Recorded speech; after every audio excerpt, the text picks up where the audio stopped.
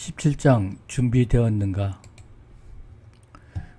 우리에게 가장 필요한 일의 하나는 하나님의 성품과 영광 그리고 임재에 대하여 더 많은 계시를 받는 것이다. 그리고 이러한 일은 성령님이 하나님의 백성 위에 부흥의 능력으로 임하실 때 가장 효과적으로 이루어진다. 우리는 이때를 위하여 준비되어 있는가? 참된 부흥은 두렵고도 놀라운 일이다. 하나님은 모든 사람이 알 수 있도록 친히 강림하시며 우리는 말로 표현할 수 없어 거룩한 그분의 영광을 경험하게 된다. 동시에 하나님의 관점으로 죄를 볼 수 있게 되어 하나님의 자녀는 회개할 기회를 얻게 된다. 이는 하나님이 그분의 크신 사랑을 증명해 보이시는 다양한 방법의 하나다. 성령의 단비를 받아들이는 사람들은 큰 기쁨으로 하나님을 찬양하게 된다. 우리는 저항의 우산을 펴든지 아니면 하나님이 우리를 흠뻑 적셔 주시도록 초청하든지 둘 중 하나를 선택할 수 있다.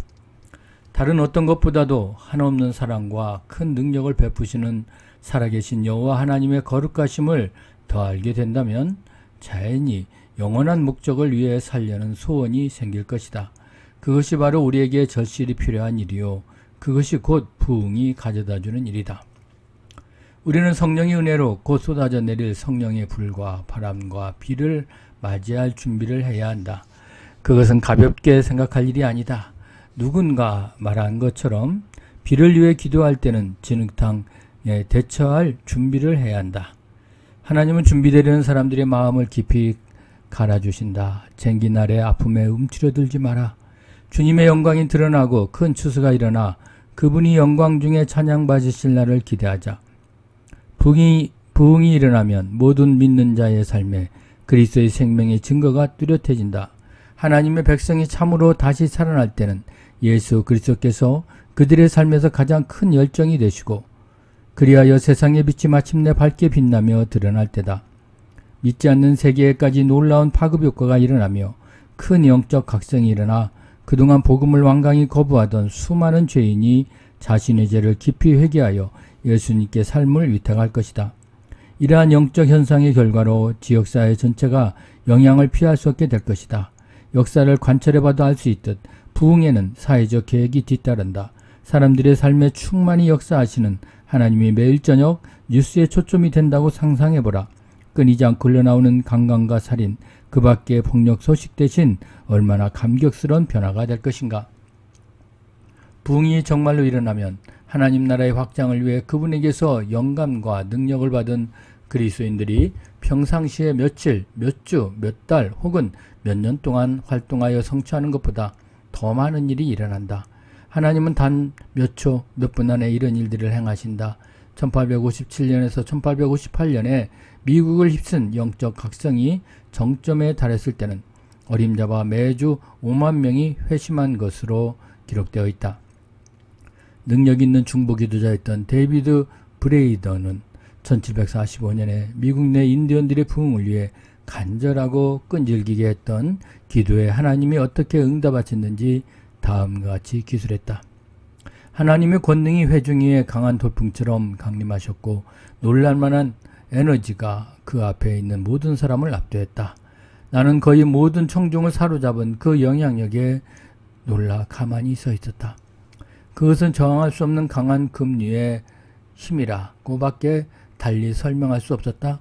어린이들을 포함하여 모든 사람이 대부분 엎드러져서 주변 사람들을 망각한 채 깊은 비탄에 젖어 괴로워했다. 너나 할 것 없이 건물 곳곳과 건물 밖 여러 곳에서 하나님의 긍휼을 구하며 울부짖었다. 참된 부흥이 시작되면 다른 어느 때보다 더 빨리 더 영속적인 의의 혁명이 일어난다. 하나님이 공의는 나라를 영화롭게 하고 라고 말씀하셨기에 부흥을 위한 기도는 매우 중요한 일이다. 나는 이것이 생존을 위한 부흥이라고 믿는다. 세계는 영적으로 매우 심각한 상태에 처해 있으며 사회는 몹시 병들어 있다. 만일 하나님이 전 세계의 교회에 참된 부흥과 개혁이 일어나기를 원하신다는 사실을 알지 못했다면 나는 절망에 빠졌을 것이다. 그러나 나는 절망하지 않는다. 왜냐하면 나에게는 기대에 찬 소망과 확고한 믿음이 있기 때문이다. 부흥을 위한 기도는 하나님의 손을 움직인다. 이 주제에 본격적으로 들어가기 전에 성경에서 말하는 연합이 얼마나 필수적인지 이해할 필요가 있다. 사실 부흥을 위한 우리 기도의 효력은 거기에 달렸다고 해도 과언이 아니다. 예수님은 하나님이 자기 아들을 세상에 보내신 것과 그분이 자기 아들을 사랑하듯 아들의 제자들도 사랑하심을 세상에 확신할 수 있는 유일한 길은 하나님의 백성 사이에 참된 연합이라고 말씀하셨다. 이러한 연합의 특징은 삼위일체의 세 인격이 서로 관계 맺는 모습에서 잘 나타난다. 곧 내가 그들 안에 있고 아버지께서 내 안에 계시어 그들로 온전함을 이루어 하나가 되게 하려 함은 아버지께서 나를 보내신 것과 또 나를 사랑하신 같이 그들도 사랑하신 것을 세상으로 알게 하려 함이로소이다.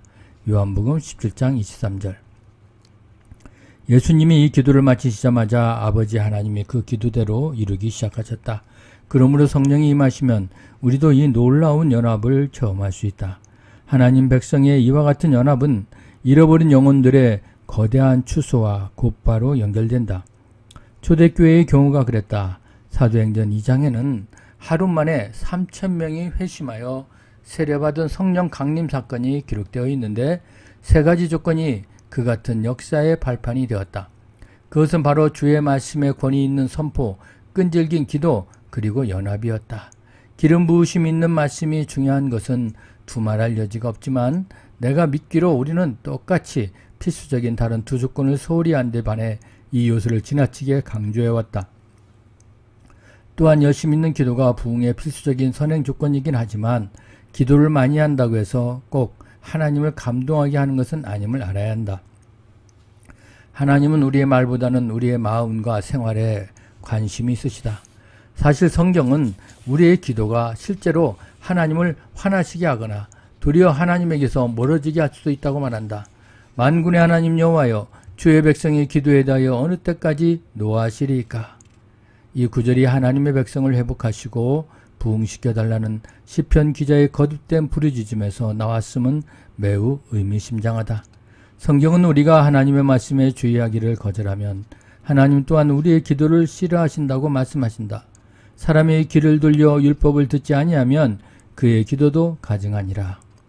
그러나 우리는 매우 자주 기도하고 말씀 전파하는 일에만 충실하면 하나님이 부흥을 주시리라고 생각한다. 우리가 영적 각성을 위한 하나님의 핵심 조건을 이루지 못하는 이유가 혹시 우리 자신을 겸손히 낮추고 서로 용서하며 쌓인 오해를 푸는데 많은 시간을 투자하지 못해서이기 때문은 아닐까? 여자들과 예수의 어머니 마리아 예수의 아우들과 더불어 마음을 같이하여 오로지 기도에 힘쓰더라. 거기 있던 120명은 누구였는가? 사도들과 남녀 제자들 그리고 예수님의 직계 가족이었다. 이 사람들은 이전까지 마음을 같이하여 지낸 사이가 아니었다. 그것은 그때까지 하나님이 그들에게 성령을 부어주실 만큼 그들을 신뢰하지 못할 만한 충분한 이유가 되었을 것이다. 본래 제자들은 서로 경쟁하고 시기했다. 한 명은 주를 배반했고 다른 한 명은 그분을 3번이나 부인했다. 모두 불신앙으로 가득하였다. 심지어 요한복음 7장 5절을 보면 예수님의 형제들도 그분을 믿지 않았음을 알 수 있다. 그러므로 이 사람들이 모두 한 마음이 될 수 있기까지는 분명히 많은 회개와 화해가 있었을 것이다. 그들이 한 곳에서 거의 열흘 동안에 함께 머물렀다는 사실은 그들이 실제로 깊이 연합되었음을 보여준다. 부흥을 위해 효과적으로 기도하려면 다음 4가지 면에서 연합을 이루는 것이 필요하다. 첫 번째, 하나님의 마음과 일치. 내가 나의 마음에 죄악을 품었더라면 주께서 듣지 아니하시리라. 이것은 우리의 상황과 관계없이 어느 때나 하나님의 절대적인 의와 정의를 받아들이고 그 안에서 기뻐하는 것을 뜻한다. 그는 반석이시니 그가 하신 일이 완전하고 그의 모든 일이 정의롭고 진실하고 거짓이 없으신 하나님이시니 공의로우시고 바르시도다. 신명기 32장 4절. 특별히 오랫동안 시련이 지속될 때 마음 깊이 하나님을 원망하기 품기 쉽다. 그러나 생활에서 늘 하나님을 예배하고 찬양한다면 그러한 일을 피할 수 있다. 두 번째, 모든 참신자들 마음의 일치. 우리가 연합하는 정도는 마음속에 숨겨둔 일이나 얼마나 자유로운지에 달렸다. 마음속에 해결하지 않고 쌓아둔 것이 있다면 이는 점진적으로 냉담과 무관심, 원망, 판단, 비판, 의심을 낳을 것이며 교제와 사랑이 부족하게 되어 결국 서로 연합하지 못하게 된다. 마음속에 숨기는 것이 있다면 마음속에서부터 서로 깊이 사랑하는 데 이르지 못할 것이다. 시편 15편은 우리가 마음으로 서로 가까운 만큼만 하나님과 가깝다고 말씀한다. 그것은 우리와 하나님과의 관계가 우리 마음이 가장 냉담한 사람과의 관계만큼만 친밀하다는 뜻이다. 그리스도의 몸에서 동일한 취급을 받고 싶지 않은 부분이 있는가? 배울 것이 전혀 없다고 느껴지는 단체나 개인이 있는가? 아니면 그리스도인으로서 섬기는 일을 할 때 같은 팀이 되고 싶지 않은 부류가 있는가? 만일 지금 모든 그리스도인과 우리 자신을 동일시할 수 없고 그들에게서 배울 수 없고 함께 일할 수 없다면 모든 것이 가속화되고 압박감이 가중되는 미래에 어떻게 다른 사람을 위해 효과적으로 기도하며 하나님께 쓰이기를 기대할 수 있겠는가? 만일 내가 보행자와 함께 달려도 피곤하면 어찌 능히 말과 경주하겠느냐? 내가 평안한 땅에서는 무사하려니와 요단강 물이 넘칠 때는 어찌 하겠느냐? 세 번째, 목적의 일치. 부흥이 일어나 하나님의 백성을 다시 살게 하는 주된 목적은 백성이 주 예수님의 형상에 더욱 가까워지며 그분과의 관계에서 더 큰 친밀감을 누리기 위해서다. 두 번째 목적은 수백, 수천만의 영혼들이 회심하여 묶임에서 자유롭게 되고 주 예수의 제자가 되게 하는 것이다. 네 번째, 성령의 방법을 이해하는 데서 있어서의 일치. 이러한 일치는 우리가 기도해온 바로 그 일에 우리가 저항하는 일이 없도록 도와준다. 남아프리카의 한 네덜란드 개혁교회에서 청년 모임을 할 때였다. 농장에서 일하는 한 어린 흑인 소녀가 어느 특정 찬송가를 불러달라면서 자신이 기도하도록 허락해달라고 부탁했다. 인도자는 망설이다가 소녀의 요청을 수락했다. 그가 기도하는 동안 멀리서 천둥이 다가오는 같은 소리가 들리더니 점점 더 가까워져서 마침내 그 강당을 온통 감싸고 건물 전체가 진동하기 시작했다. 성령은 그 모임 위에 그들이 경험했던 어떤 것과도 다른 새롭고 특이한 방식으로 강림하셨다. 누가 시키지도 않았는데 모든 사람이 일시에 큰 소리로 기도하기 시작했다. 그 청년 모임의 인도자는 그것이 하나님의 역사임을 알았고 하나님의 역사에 저항하지 않았다. 그러나 그 교회의 목회자였던 앤드류 머레이 목사는 모임에 도착하자마자 그곳에 일어나고 있던 일을 멈추려고 시도했다. 그러나 성공하지 못했다. 그 뒤에 열린 모임에서도 같은 현상이 일어났고 이번에도 앤드류 머레이는 사람들을 가라앉히려고 노력했다. 후에 그는 성령님이 역사하시는 새로운 방법에 마음을 열고 융통성을 지녀야 할 필요성을 깨달았다.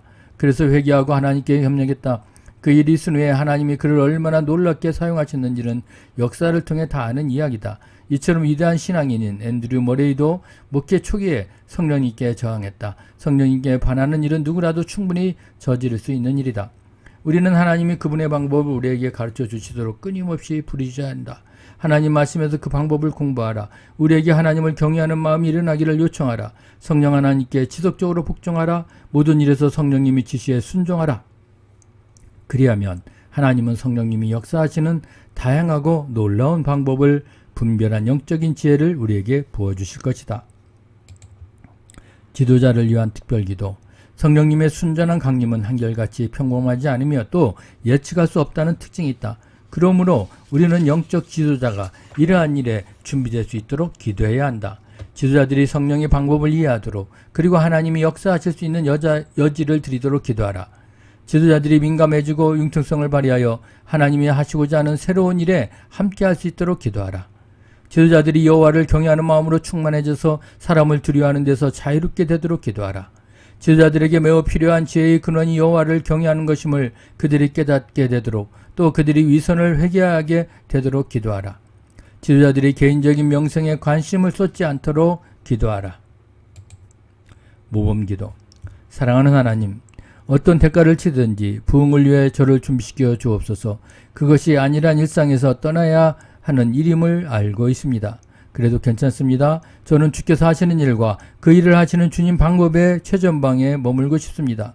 다가올 전 세계의 부흥과 영적 각성을 위해 준비되도록 이제 성령의 역사 앞에 순복하겠습니다. 저를 지나치지 마옵소서. 주님이 저희 삶에 계획하신 일을 다 이루실 것으로 감사드립니다. 나의 놀라운 친구이신 하나님, 주님을 경배하고 주님을 사모합니다. 예수님의 거룩한 이름으로 기도합니다. 아멘.